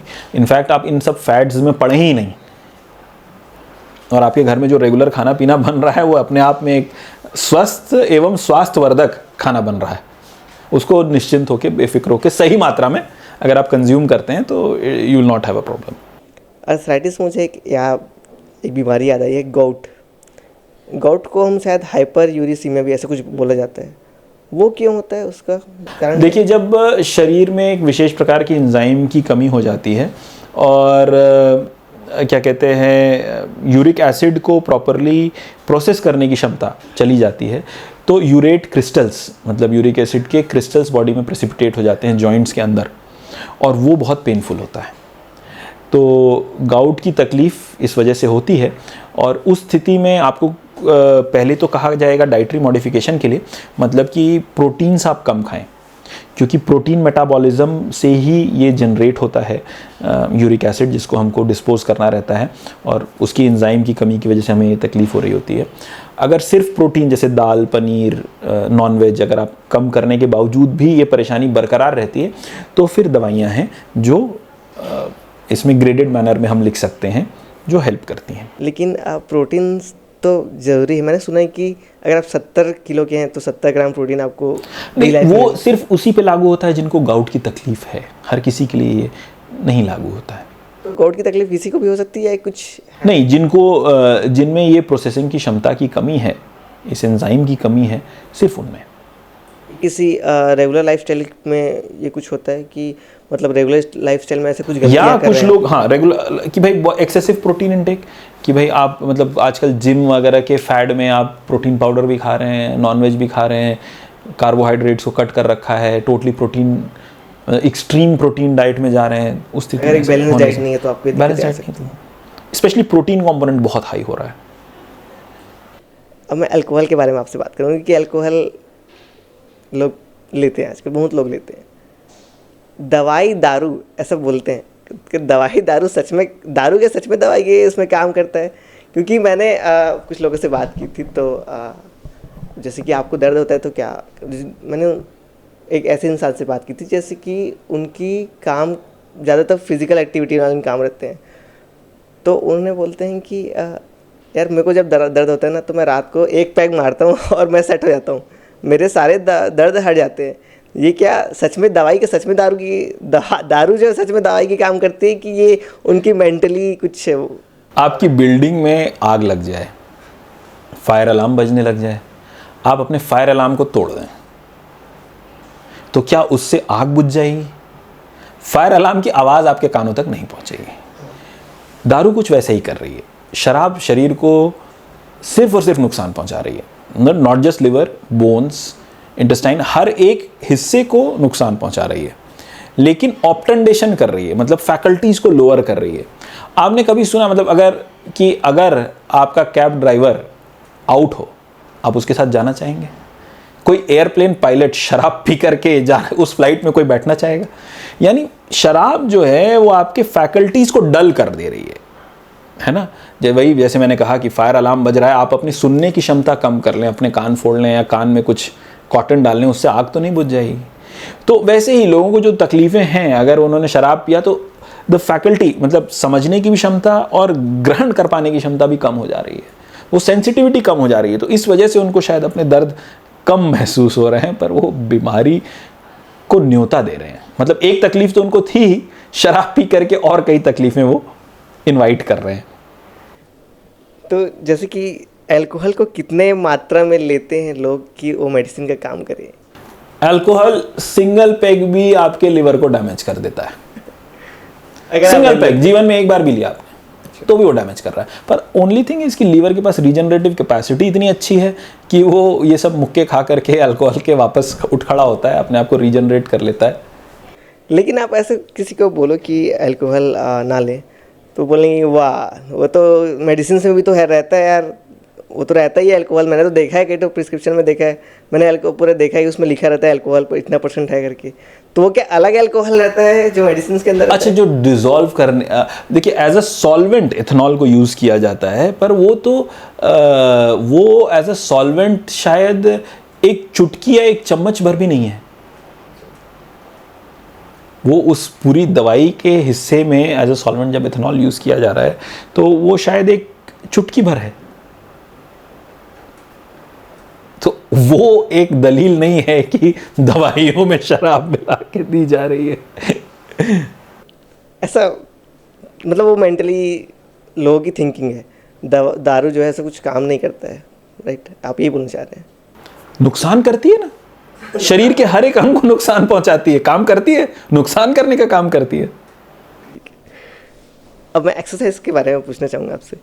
लोगों को एक्सरसाइज करना पसंद नहीं है, जैसे कि मैं अपनी बात नहीं कर रहा हूँ, बट कई बार क्या होता है कि आप कोई आदमी से बात करो जो बहुत काम करता है, उसके ड्यूटी रहती है भाई 10 घंटा 12 घंटा, उसकी फ़िज़िकल एक्टिविटी है उसमें, तो उसको अगर आप बोलोगे ना कि आप सुबह उठा करो, जब आप बोलेगा ना कि मेरे को यार यहाँ पे दर्द हो रहा है, मेरे को ये बीमारी हो रही है, लेकिन उसका इलाज एक्सरसाइज से हो जाएगा, पर आप बोलोगे ना उसको कि एक्सरसाइज करें, अरे मैं तो इतना काम करता हूँ, मैं क्यों एक्सरसाइज करूँ, मेरा तो ये आप बहुत वैलिड सवाल पूछ रहे हैं कि एक काम में और एक्सरसाइज में बहुत अंतर होता है। आप जी बिल्कुल ये एक बहुत कॉमन एक्सक्यूज़ है। आप लोगों को कहेंगे कि भाई ये एक्सरसाइज आपको सीखनी है, तो लोग कहेंगे अरे हमारे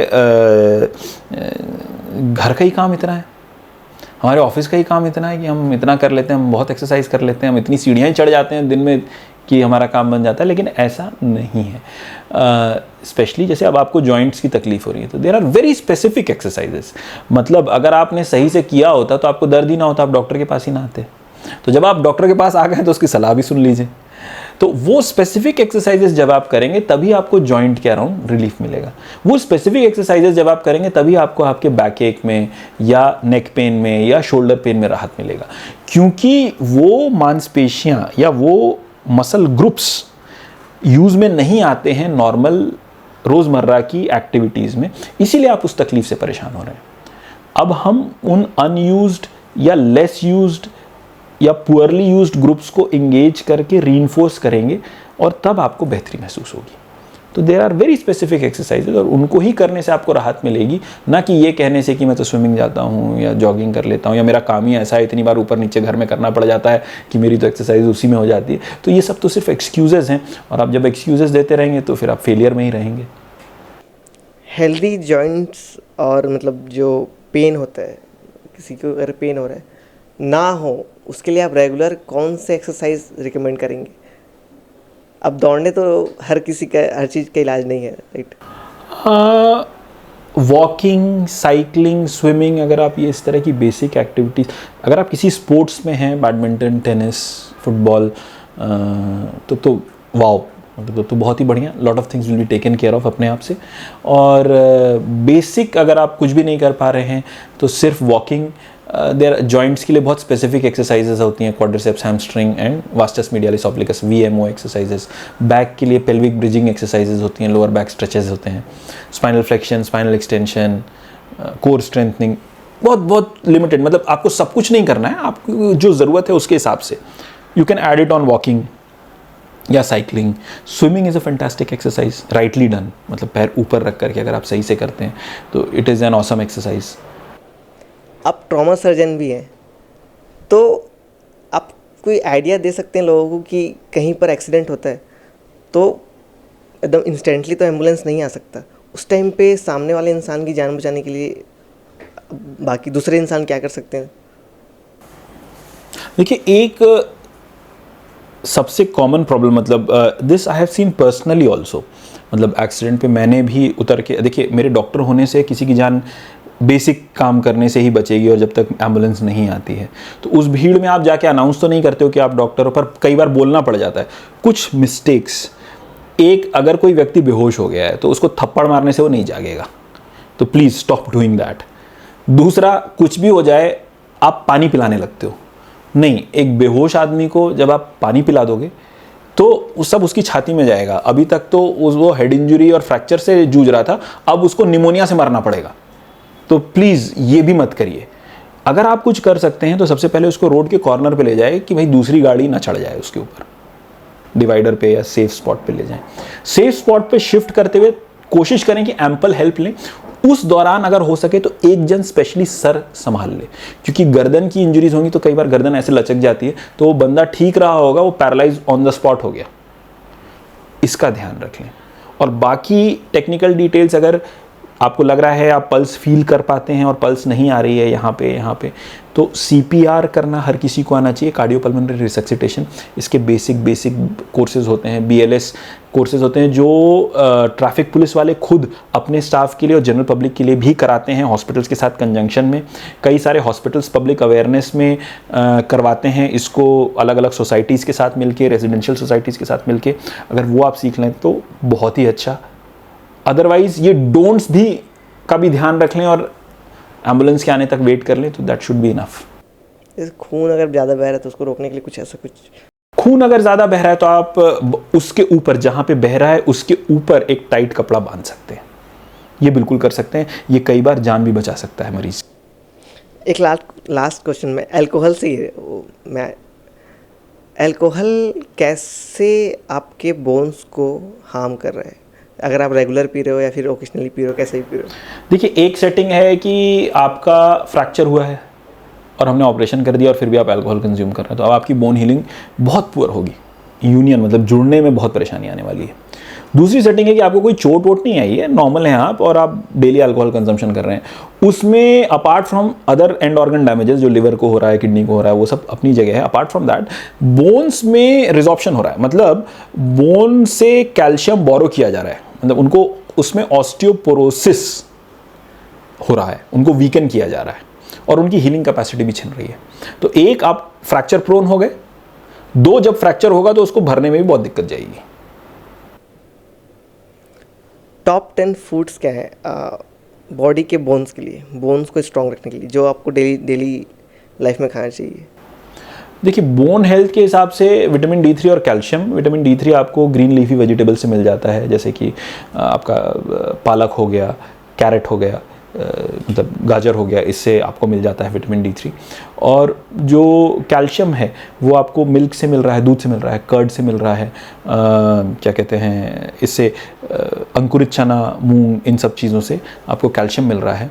और विटामिन D3 सप्लीमेंट से भी मिल रहा है। फ़िश ऑयल्स वगैरह जो होते हैं, जो लोग लेना चाहें उससे भी मिल रहा है। और ऑफ कोर्स मेडिकल सप्लीमेंट्स तो हैं ही। कोई एडवाइस आप देना चाहेंगे लोगों को? एडवाइस मैं ये देना चाहूँगा कि भाई अगर आपके छोटे बच्चे हैं तो उनको बाहर निकालिए और उनको खेलने के लिए बोलिए, खेलने कूदने के लिए, क्योंकि आजकल हम ज़्यादातर इंडोर्स हो गए हैं। क्योंकि वो जितना खेलेंगे कूदेंगे उस हिसाब से वो डेवलप होंगी, उनकी हड्डियाँ, मांसपेशियाँ, कार्टिलेज, लिगामेंट्स, और वो ज़िंदगी भर का स्टॉक बनेगा उनके लिए, ताकि वो आगे एक हेल्दी जीवन जी सकें। आप अपने लिए वही अगर आपका सिटिंग का ज़्यादा टाइम स्पेंड कर रहे हैं आप, तो बीच बीच में ब्रेक्स लीजिए, स्ट्रेचेस करिए, थोड़ा सा टाइम अपने लिए सुबह या शाम जो भी आपको कन्वीनियंट होता हो वो निकालें। किसी फिजिकल एक्टिविटी किसी भी फॉर्म में हो सकती है। आपका पसंदीदा स्पोर्ट हो सकता है, TT, badminton, swimming, tennis, cricket, कुछ भी हो सकता है। या फिर अगर कुछ भी नहीं कर पा रहे हैं तो solo activities like walking, running, swimming, cycling, ये अवश्य करें। और अगर स्पेसिफिक कोई प्रॉब्लम आपको फेस कर रहे हैं, आप shoulder pain, neck pain, knee pain, hip pain, तो उसके लिए आप डॉक्टर से मिलें। वो फिजियोथेरेपिस्ट के साथ मिलकर के लिए आपके लिए एक एक्सरसाइज रिजीम क्रिएट कर देंगे। उस एक्सरसाइज रिजीम को फॉलो करें apart from your regular activity. बहुत बहुत धन्यवाद सर हमारे शो में आने के लिए। काफ़ी कुछ सीखने को मिला और काफ़ी कुछ जानने को भी मिला, कुछ मिथ्स भी हटे हैं। बहुत बहुत धन्यवाद। धन्यवाद आप। तो ये थे डॉक्टर पंकज द्विवेदी। ऐसे ही चिकित्सकों को हम आपके सामने लाते रहेंगे और आपको स्वास्थ्य से संबंधित हेल्थ अपडेट देते रहेंगे।